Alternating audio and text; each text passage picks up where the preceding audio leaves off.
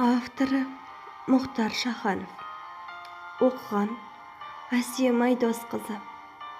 Тастанды бала. Не жаздым мұны өмірдің тағдырына?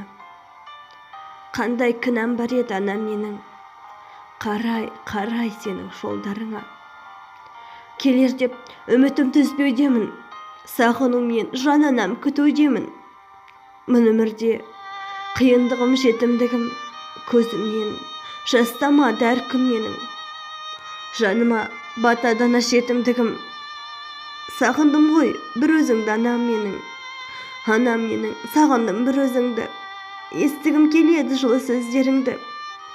Көз жанарымның жасына ерік беріп, сағынып жүрмін анашан көздеріңді.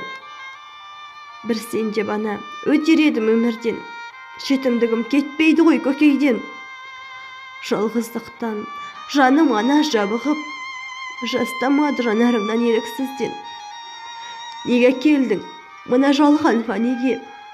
Анашыма айтшы егер сен білсең. Құрсағыңа мен аллам бітіргенде қуанбадың, қайғырдың-ау мен білсем. Мүмкін әкемді менің сүйгенсің, махаббаттың тәтті дәмін көргенсің. Шушу ғана тәтті деп уды жұтып, мен біткенде у екенін сезгенсің.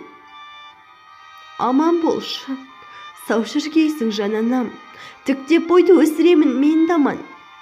Әке өлсе өтірік жетім деген сөз бар. Анасызбын, бәрінен де сол жаман.